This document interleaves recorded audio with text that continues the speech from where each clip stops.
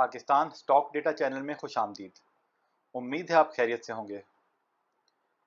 तो annual report जो पोल की हम देख रहे थे उसके आज के सेक्शन का आगाज़ करते हैं। पहले सेक्शन में हमने चेयरमैन रिपोर्ट और डायरेक्टर्स रिपोर्ट देखी। दूसरे सेक्शन में हमने जो उनका ट्रेंड एनालिसिस उन्होंने कुछ तफसील दी हुई थी अपनी परफॉर्मेंस से रिलेटेड वो हमने देखा। और आज हम बैलेंस शीट जो कि स्टेटमेंट ऑफ फाइनेंशियल पोजीशन है और income statement profit and loss जो कि स्टेटमेंट ऑफ फाइनेंशियल परफॉर्मेंस है उसको देखते हैं। मेरा नाम जावेद है, मैं एडमिनिस्ट्रेशन डिपार्टमेंट में होता हूँ। जी मेरा नाम अली है। अब जावेद को क्या जवाब दूं? फिर उन्हें सच बता दे। सर ये जावेद साहब ना पीछे ही पड़ जाते हैं। आज तो ऐसा लग रहा था जैसे वो की मर गई। तो भाभी आपको खाना नहीं देती? जी आज खाने में कुछ नहीं पका। क्या मुसीबत है यार। मेरे ख्याल से अली की तरफ जाना चाहिए। आप आज अभी तक घर नहीं आए? जावेद तुम यहाँ? भाभी वापस आ गई है? आजकल का माहौल बड़ा खुल गया। तो आपने भाभी से पूछा फिर? भाभी भाभी भाभी। तो जी सबसे पहले हम देखते हैं ऑथराइज कैपिटल। ये इनका हम साथ साथ ना ये करते हैं कि क्योंकि हमने देखें पर्पस इसका लर्निंग है, ठीक है, और जो नहीं लर्न करना चाहता वो तो हम पहले ही कह चुके हैं बेशक ना देखे, लेकिन पर्पस लर्निंग है तो इसको हमें तफसीली देखना पड़ेगा। तो हम उसके लिए एक हम काम करते हैं कि हम ना ये रिपोर्ट एक दफ़ा फिर खोल लेते हैं ताकि हम यहाँ पे जो है एक तरफ हम उसको फेस ऑफ बैलेंस शीट पे रहें और एक तरफ हम नोट्स पे चले जाएं,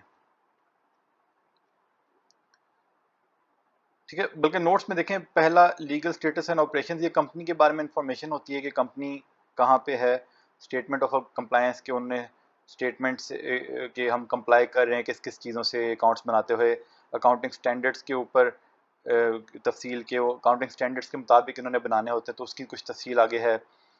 उसके बाद अकाउंटिंग पॉलिसीज़, ये आम इन्वेस्टर के लिए ज़रूरी नहीं है, ये अकाउंट्स के लिए ज़रूरी है, अकाउंटेंट्स के लिए। तो इसको हम अगर वक्त मिला तो आखिर में देख लेंगे क्योंकि हमारा मेन कंसर्न इस वक्त है नंबर्स। ये ज़्यादा आपको वहाँ पे परफॉर्मेंस करते वक्त जब आप बना रहे होते हैं अकाउंट्स उसके लिए रिक्वायरमेंट्स होती हैं, आम शेयर होल्डर्स को तो बिल्कुल समझ नहीं आएंगी। तो यहाँ पे आ जाते हैं। अच्छा जी, ऑथराइज कैपिटल और इशूड कैपिटल नोट 6 पे हम जाते हैं। तो ऑथराइज कैपिटल इन्होंने किया हुआ है वो 5 बिलियन का, ठीक है, हर शेयर इनका 10 का है यानी कि फेस वैल्यू 10 है। जो इशूड कैपिटल है यानी कि 5 बिलियन तो है जितना वो मैक्सिमम कर सकते हैं, लेकिन शेयर इशू इन्होंने किए हुए हैं वो शुरू में सिर्फ 202 मिलियन इशू किए थे। उसके बाद क्योंकि बड़े सालों से कंपनी चल रही है, शुरू में इन्होंने कई दफ़ा जब कंपनी शुरू में होती है एस्टैब्लिश होती है तो इनकम उसकी कम होती है, वो पैसे उस तरह नहीं देती डिविडेंड, तो बोनस पे बोनस दिए जाती है। तो बोनस तो इन्होंने टिका के दिए हुए हैं ना, अगर पूरा देखें इतने सालों का जायजा देखें 1000% से भी ज़्यादा बोनस दिए हैं, 1300% शायद बोनस ये बनते हैं। तो बहरहाल वो बोनस देने के बाद इनका शेयर कैपिटल बनता है जो पेडअप कैपिटल है वो 2.8 बिलियन। तो यानी कि अगर बोनस देना चाहे भी दे सकते हैं लेकिन ज़रूरत नहीं है अगर डिविडेंड अच्छा दे रहे हैं तो, ठीक है। और company is a subsidiary of अटकॉल कंपनी विच, और इसमें से तकरीबन 50% जो है वो अटकॉल कंपनी का है, बाकी स्टॉक मार्केट में होगा। अच्छा जी नोट, अच्छा ये 6 हो गया। अच्छा अब देखते हैं जी रेवेन्यू रिजर्व्स, ठीक है, ये नोट 7 है, ये है जी 64.8 बिलियन। तो इसमें है इंश्योरेंस रिजर्व है, कुछ इन्वेस्टमेंट रिजर्व हैं और अनअप्रोप्रिएटेड प्रॉफिट्स। ज़बरदस्त है। अच्छा, the company has set aside an insurance reserve for self insurance of asset which have not been insured and for, कुछ एसेट्स हैं उन्होंने इंश्योर नहीं किए तो उसका एक रिजर्व में डाल दिया कि उनमें नुकसान हुआ तो वो यहाँ से पैसे पूरे करेंगे, which is a good thing कि कुछ पैसे उन्होंने पहले सेट असाइड कर दिए हैं।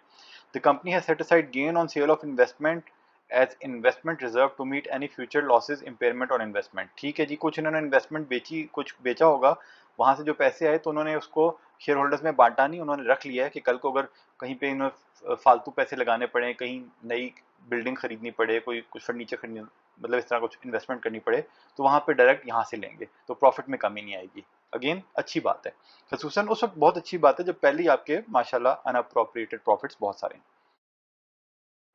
यहाँ से हमने वैसे ये देखना था 283, तो ये वहाँ से हमें मिल गया, अब यहाँ से भी देख लेंगे जरूरत पड़ी तो।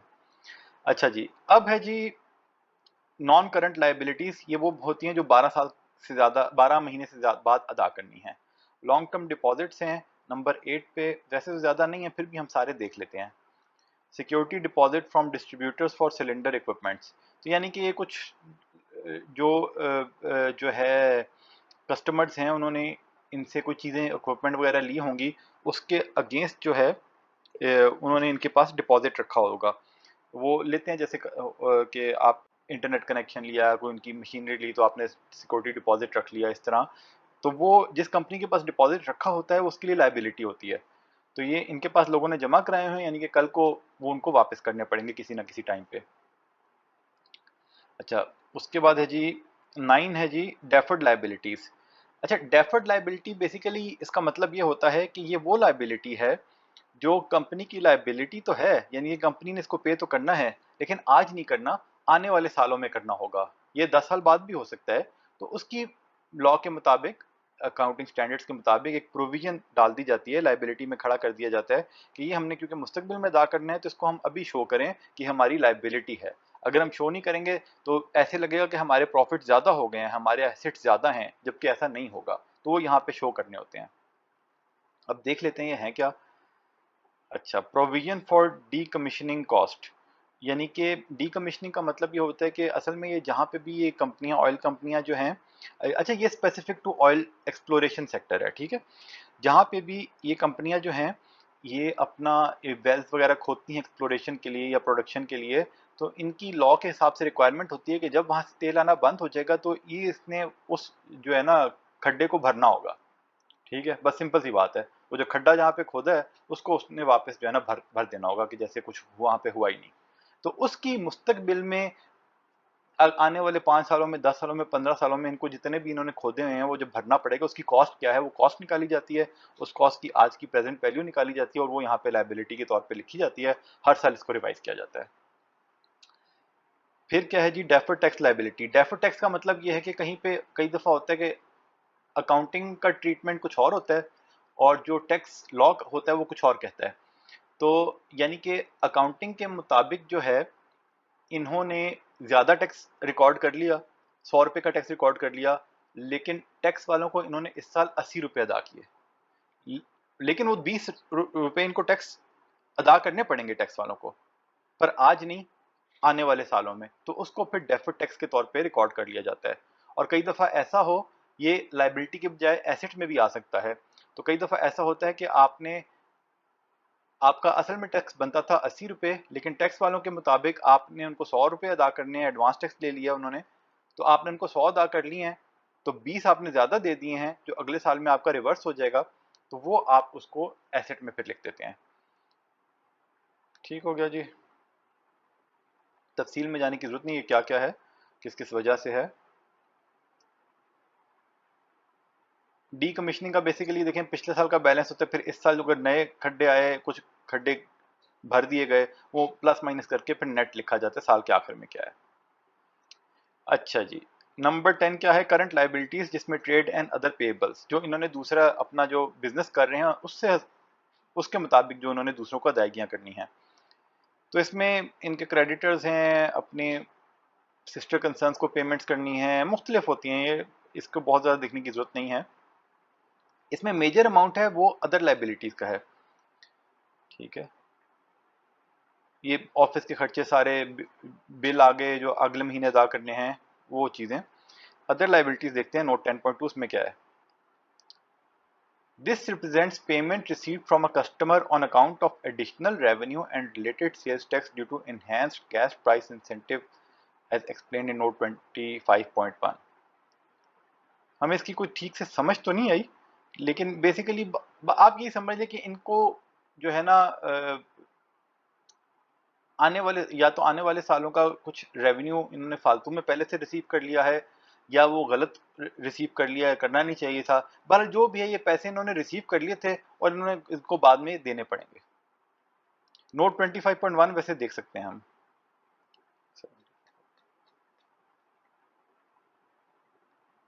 25.1 क्या है? On August 18-15 the company signed the supplemental agreement with the government of Pakistan for conversion of Tal block premium concession agreement signed under stanway policy to petroleum policy 12 price regime prevailing in petroleum policy 12 shall be applicable per date of well in respect policy starting from November 1727 and for future exploratory effort under the above mentioned block.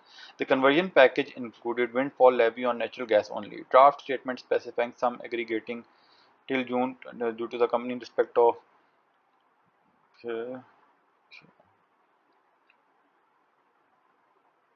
बस इस पे ज़्यादा तफसील में जाने की ज़रूरत नहीं है। बस यही समझ लें कि इनके पास ये जो है इन्होंने बस फालतू पैसे इन्होंने रिसीव कर लिए कस्टमर को और वो वापस करने हैं। इंपॉर्टेंट ये है कि इन्होंने इसको अपने फाइनेंशियल स्टेटमेंट्स में लायबिलिटी के तौर पर रिकॉर्ड किया हुआ है, कल को पे करने पड़ेंगे तो उससे इनके प्रॉफिट्स मुतासिर नहीं होंगे।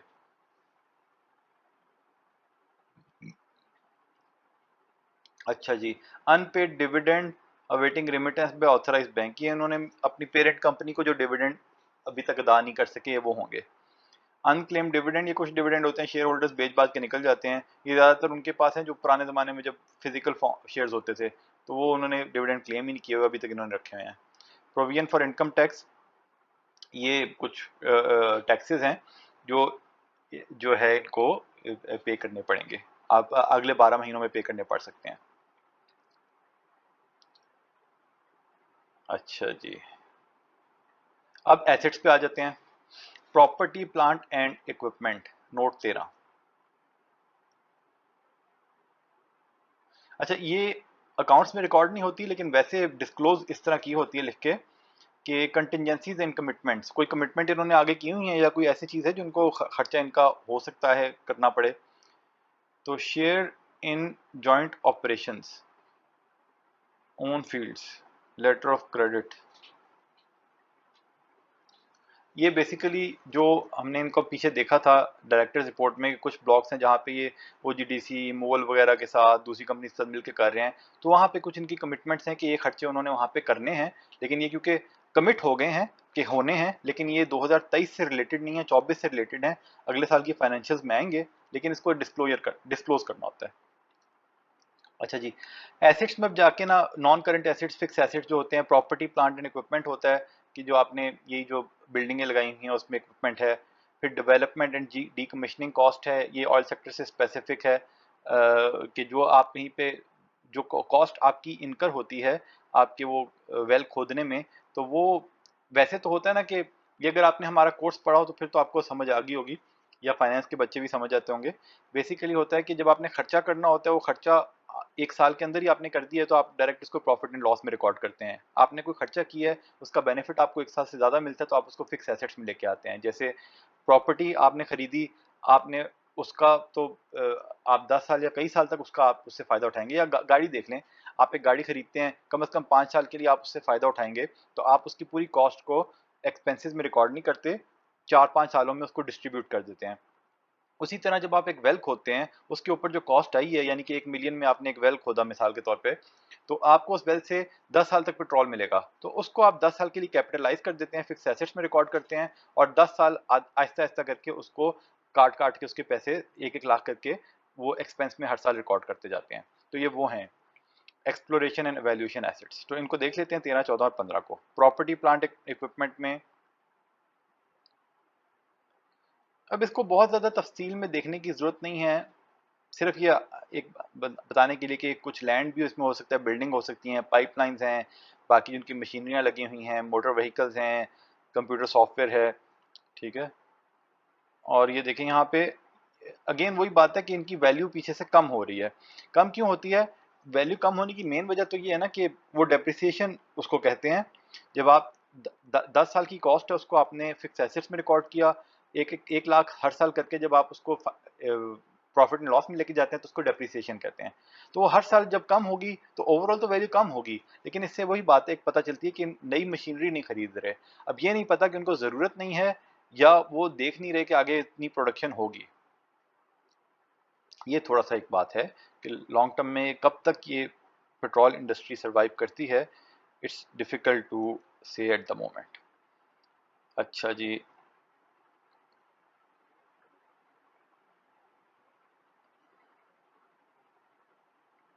इससे ज़्यादा तफसील में इस रिव्यू में जाने की ज़रूरत नहीं है।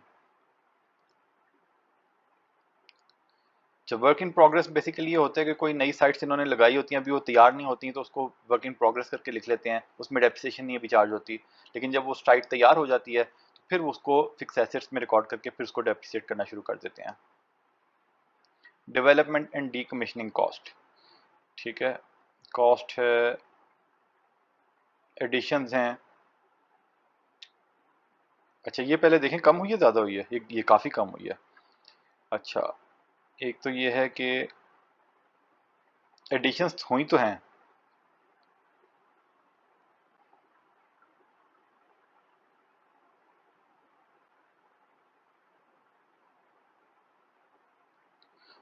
देखिए ये है अमोर्टाइजेशन, डेप्रिसिएशन होती है फिक्स एसेट्स की, और इस तरह जब दूसरे कुछ एसेट्स होते हैं जैसे डीकमीशनिंग है, उसको चीज़ वही है लेकिन उसका नाम अमोर्टाइजेशन होता है। तो अब ये है कि ये देखें, असल में बात जो देखने वाली ये है कि ये देखें 2.4 इस साल की कॉस्ट, ये डिलीशन हुई और एडिशन हुई, कहाँ पे आ रही थी, ये एडिशन हुई 560। तो ये एक बात है कि मतलब जितने इनकी जो हैं पुरानी प्रोडक्शन फैसिलिटीज जिस हिसाब से कम हो रही हैं उस हिसाब से नई आ नहीं रही। फिर भी उन्होंने अभी लिखा तो था अगले साल वो सिमिलर प्रोडक्शन की उम्मीद कर रहे हैं, लेकिन ये कितने सालों तक चलेगा वो एक क्वेश्चन बन जाता है।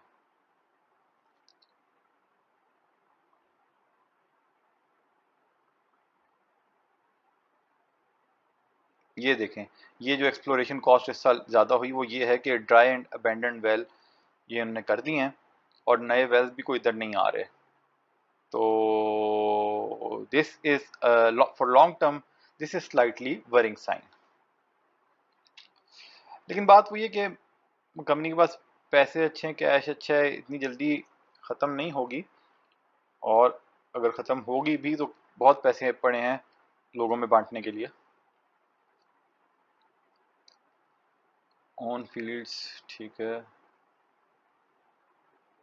लेकिन फिर भी ये थोड़ी सी मतलब ये ख़तरनाक बात है। इसीलिए वो असल में ये भी कहते हैं ना कि सब कुछ अपना एक ही कंपनी में नहीं झोंक देना चाहिए, कल को कोई पता नहीं किस में क्या हो जाए। क्योंकि कई दफ़ा होता है कि अगर ये चीज़ जो बड़े बड़े प्लेयर्स होते हैं उनको पहले से पता होता है कि 3 साल बाद 4 साल बाद क्या होना चाहिए, उनके पास एक्सेस टू इन्फॉर्मेशन होता है। तो कई दफ़ा वो उसको देख के ना वो कंपनी में प्रेशर आहिस्ता आहिस्ता लाना शुरू कर देते हैं, जितना मर्जी वो अच्छी चल रही हो। तो इसीलिए ज़रूरी होता है कि हर क्वार्टरली रिजल्ट्स का जायज़ा लेते रहें और अकाउंट्स देखते रहें। बहरहाल अभी के मुताबिक हमें नहीं लगता 4-5 साल में कोई इतना बड़ा मसला होगा, उससे ज़्यादा लॉन्ग टर्म का कहना मुश्किल है। Excuse me. अच्छा जी, long term investment in subsidiary and associated companies, ये देख लेते हैं नोट 16। इसमें प्राइमरीली जो है इन्होंने नेशनल रिफाइनरी की इनके पास होल्डिंग है। अटक पेट्रोलियम में थोड़ी है, नेशनल रिफाइनरी में ज़्यादा है।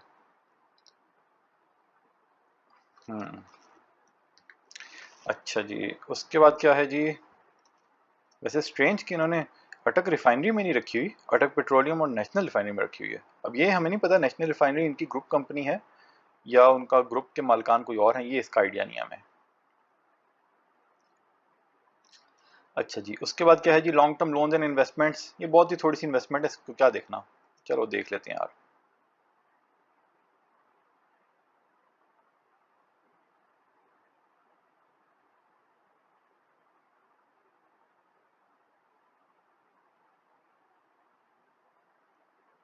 अच्छा ये कोई एम्प्लॉयज़ को जो लोन्स दिए हुए हैं वो हैं, उनसे रिकवरेबल भी होंगे फिर। ये कंपनी अपने ना वो एम्प्लॉयज़ को घर बनाने के लिए भी आई थिंक और गाड़ी खरीदने के लिए ये लोन्स वगैरह देते रहते हैं। ये बहुत सारी कंपनी कई अच्छी कंपनीज करती हैं अपने एम्प्लॉयज़ के लिए, तो अच्छी बात है।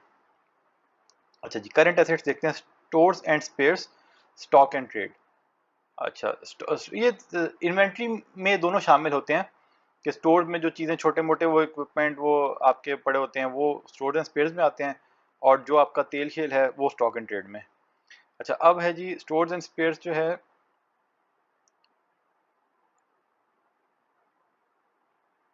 ठीक है, कोई इतना ज़्यादा नहीं बढ़ा, पिछले साल से थोड़ा सा ही बढ़ा है। और स्टॉक एंड ट्रेड भी थोड़ा ही है, मतलब यानी कि वो माल सब बिक बिक जाता है ना, तो इतना उसकी टेंशन नहीं होती। अच्छा जी, ट्रेड डेट्स ये थोड़े से बढ़े हैं, लेकिन जितना प्रॉफिट बढ़ा उसके हिसाब से इतना नहीं बढ़े।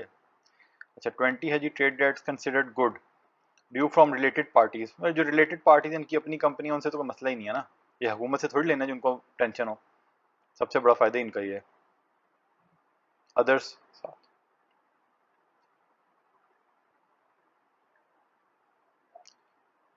अगर उनको लगता हो ना कि कोई ट्रेड डेट्स इनको, मतलब कोई जो किसी पार्टी को पेमेंट नहीं करेगी, तो वो ट्रेड बैड डेट्स उसको करके रिकॉर्ड, इसके अगेंस्ट प्रोविजन पहले रिकॉर्ड करते हैं कि शायद ये हमें ना मिलें, और फिर उसको ख़त्म ही कर देते हैं अगर ना मिलें। तो इसको कोई मसला नहीं है इनको। एडवांसेस ये 8 बिलियन के हैं। इसमें भी ज़्यादा जो है ना, ये यही है सेल्स टैक्स रिफंडेबल। तो ये पता नहीं हुकूमत से इनको कब मिलता हो, ये बढ़ गया थोड़ा सा। तो ये हुकूमत अल्लाह ही अल्लाह है, लेकिन ओवरऑल इतनी ज़्यादा अमाउंट नहीं है, इसलिए इनको टेंशन नहीं होनी चाहिए। अदर फाइनेंशियल एसेट्स 22,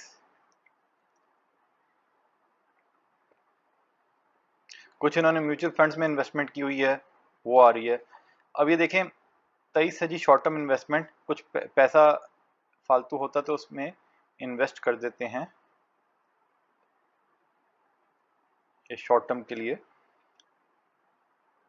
क्योंकि वो पैसा फिर वो बाद में चाहिए भी होता है ना बिजनेस रन करने के लिए। This represent treasury bills carried at amortise cost having maturity of less than 3 months, यानी कि 3 महीने के बाद फारिग वो कैश इनके पास अवेलेबल होगा, अपना बिजनेस चलाने के लिए इनको चाहिए होगा तो वहाँ से कर सकते हैं। और इनके हाथ में कैश पड़ा है 70 बिलियन का। 24,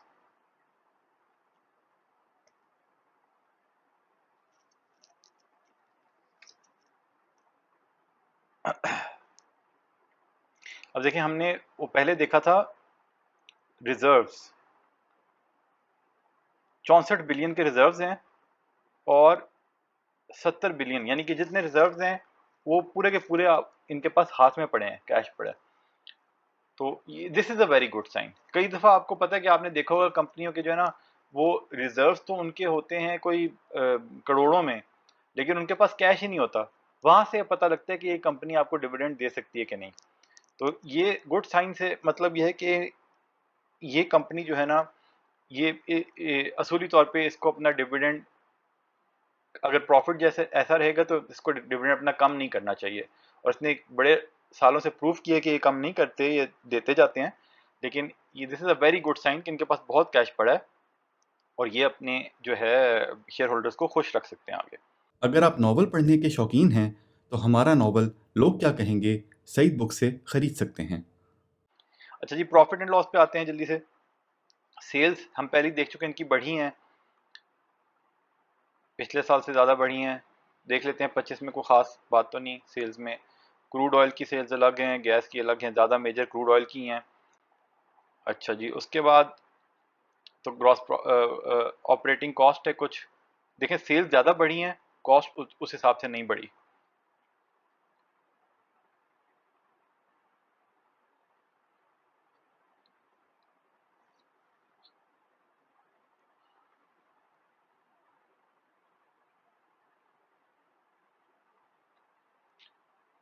उसके बाद अमोर्टाइजेशन ऑफ कॉस्ट जो हम पीछे की है, तो उसको अगर तो बिजनेस से रिलेटेड है तो यहाँ पे ग्रॉस प्रॉफिट से पहले आती है। अगर वो ये आम ऑफिस के खर्चों से रिलेटेड है, गाड़ियों की है डेप्रिसिएशन, तो वो ग्रॉस प्रॉफिट के बाद आती है। इसीलिए ग्रॉस प्रॉफिट से ज़्यादा नेट प्रॉफिट इंपॉर्टेंट होता है। बहरहाल ग्रॉस प्रॉफिट भी इंपॉर्टेंट होता है, तो ग्रॉस प्रॉफिट भी काफ़ी अच्छा हुआ यहाँ से। एक्सप्लोरेशन कॉस्ट ये जो हम पहले देख चुके हैं 28 में, कि वो ये जो इन्होंने डाला है, वो जो एक दो वेल्थ की बात की थी, वो इन्होंने वो वेल्थ वहाँ से कुछ नहीं निकला, तो वो इन्होंने सीधा इसमें डाल दिया। अब ये भी हो सकता है कि अगले साल कोई और वेल ऐसा ना इनको मिले जो बिल्कुल इनको फारिग हो जाए, तो ये कॉस्ट कम हो जाए, तो प्रॉफिट और मजीद बेहतर हो जाए, क्योंकि इस साल में ज़्यादा हुआ है। ये देखें ना, पिछले साल थोड़ी सी थी कॉस्ट बिल्कुल, लेकिन फिर भी ये कभी भी किसी भी साल में आ सकती है, तो इसका ध्यान रखना चाहिए। एडमिनिस्ट्रेटिव एक्सपेंसेस दो थोड़े से हैं, लेकिन ज़्यादा पिछले साल से ज़्यादा हुए भी हैं, तो खैर है, ओवरऑल बहुत थोड़े हैं। हाँ, अब ये देख लेते हैं कि फाइनेंस कॉस्ट असल में इनकी है क्या। 30,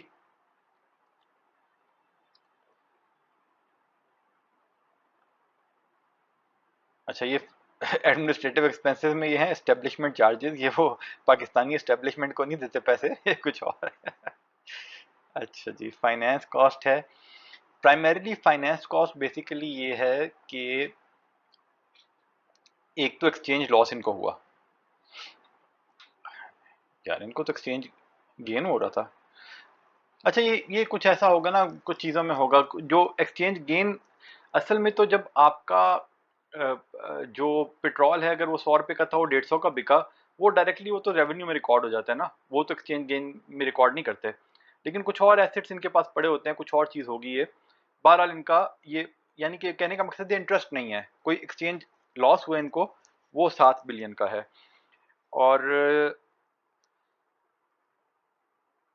अनवाइंडिंग ऑफ डिस्काउंट बेसिकली ये जब आप वर्किंग निकाल रहे होते हैं ना उसकी, ये जो आप जब उसको जो एसेट्स जो आपने डीकमीशन करने हैं, जो 10 साल बाद जो आपने गड़े खोदे हैं उनको जब भरना है, तो उनको जब आप उसकी साल की कॉस्ट निकाल रहे होते हैं प्रेजेंट वैल्यू और आगे पीछे करके, तो उसमें कुछ इंटरेस्ट का मतलब इंटरेस्ट नहीं होता वो उस हिसाब से, लेकिन उसकी प्रेजेंट वैल्यू में कुछ चार्जेस निकलते हैं जिसको अनवाइंडिंग ऑफ डिस्काउंट कहते हैं, तो वो यहाँ पे उसको सारे को फाइनेंस कॉस्ट के तौर पे रिकॉर्ड किया जाता है। मतलब इन्होंने कोई लोन्स नहीं लिए हुए जिनके अगेंस्ट ये इंटरेस्ट दे रहे हैं ये, लेकिन जो भी दूसरी कॉस्ट है वो फाइनेंस कॉस्ट में आती है। कहने का मकसद ये कि इंटरेस्ट बढ़ने कम होने से इनको नुकसान या फायदा नहीं है। अच्छा, ये 31 में है अदर चार्जेस। ये अदर चार्जेस बेसिकली गवर्नमेंट के होते हैं, वर्कर्स के फंड्स जिन्होंने मेंटेन करने होते हैं वो आ रहे हैं। अच्छा, अदर इनकम है जी। अदर इनकम भी काफ़ी ज़्यादा हुई, तो उसमें देख लेते हैं उसमें क्या चीज़ ज़्यादा हुई। Income from financial assets, bank balance, ये तो जो शॉर्ट टर्म डिपॉजिट किए हैं कुछ, इसलिए वहाँ से उनको कुछ फालतू वहाँ से पैसे उन्होंने जमा किए। Exchange gain on financial assets, हाँ ये जो कहीं वहाँ पे कुछ एसेट्स में इनको लॉस हुआ होगा वो लॉस में रिकॉर्ड किया है, कुछ में गेन हुआ उसको सेपरेट रिकॉर्ड किया, यानी कि नेट में इनको 7 बिलियन का गेन हुआ है। यही दो मेजर हैं। ये हर साल नहीं आएंगे, जाहिर बात है, जब एक्सचेंज रेट स्टेबल हो जाएगा तो फिर ये नहीं आएंगे। प्रोविजन फॉर टैक्सेशन, टैक्सेशन तो सिंपल आपका वो जो प्रॉफिट के ऊपर जो रेट अप्लाई करें तो वो आपका टैक्सेशन हो जाएगी। कुछ डिविडेंड फ्रॉम सब्सिडीज हैं पर वो इतने नोटेबल नहीं है।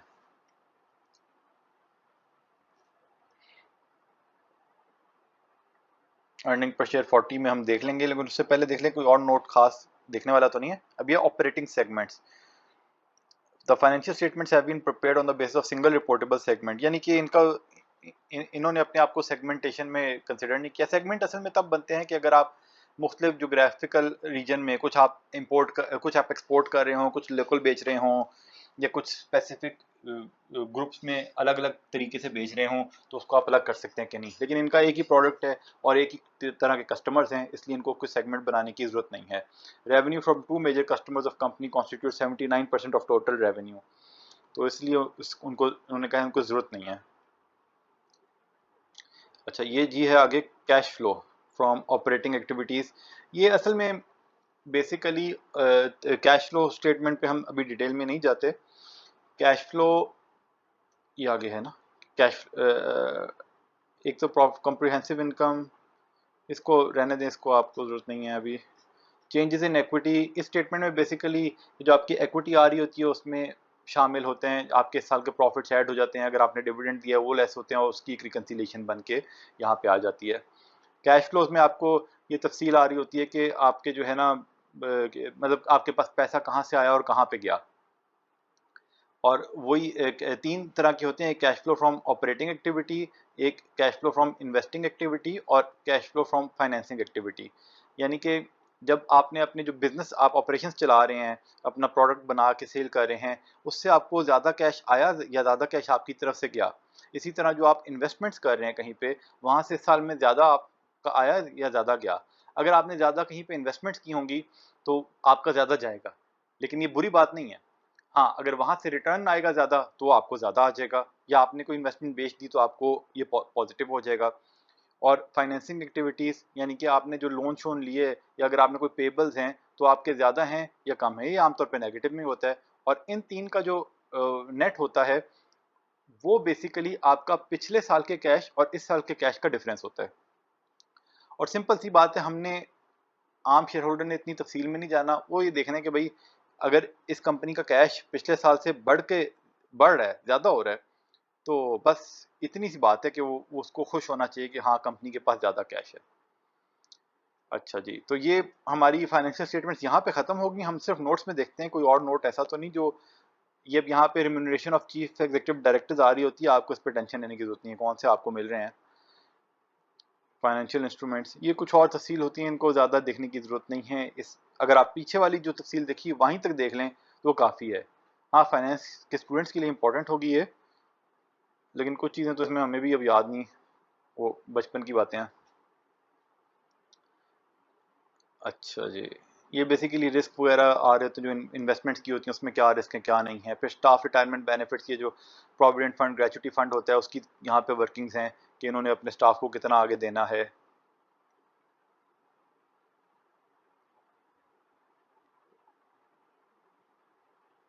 ये रिलेटेड पार्टी के साथ जो भी ट्रांजेक्शन होती हैं वो अलग से यहाँ पे डिस्क्लोज करनी होती हैं। ये ज़्यादा जो है ना गवर्नमेंट अथॉरिटीज़ के लिए होती हैं, हमारे लिए इतनी कोई रेलेवेंस नहीं है इनमें।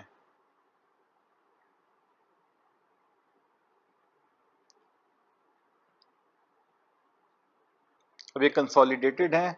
अब कंसोलिडेटेड पे हमें जाने की ज़रूरत नहीं है, हमने काफ़ी कुछ यहीं पे देख लिया है। अब आप देखना चाहें तो आप देख लें कि कंसोलिडेटेड में इसने कौन कौन सी की है, क्योंकि हमारा तो मेन मकसद था एक कंपनी को एक सैंपल के तौर पे हम उसको कवर करें, उसकी पूरी की पूरी फाइनेंशियल रिपोर्ट को पढ़ के यहाँ पे उसका तफसील से आगाह करें, ताकि अगर आप बाकी कंपनीज का भी इस तरह देखना चाहते हैं, जो शौक़ रखते हैं और जो नीयत रखते हैं या जो फाइनेंस के स्टूडेंट्स हैं, तो इस तरीके से कंपनी की फाइनेंशियल स्टेटमेंट्स का जायज़ा ले सकते हैं। तो ये था जी सारा एनालिसिस। अगर तो किसी ने देखा है तो उम्मीद करते हैं कि उसको कोई फ़ायदा इससे हासिल हुआ होगा, कुछ उसने इससे सीखा होगा। तो बहरहाल अगर किसी ने नहीं भी देखा फिर भी खैर है, एक दफ़ा तो हमने ये करने का इरादा किया था तो एक कंपनी का हमने कर दिया। अब इसका लास्ट पार्ट ये होगा कि हम इसका जो है फाइनेंशियल रेशियोज जो हैं वो एक बार कैलकुलेट करेंगे, कुछ रेशियोज सामने आपके, ताकि आप सीखें। ठीक हो गया जी, खुश रहें, अल्लाह के हवाले।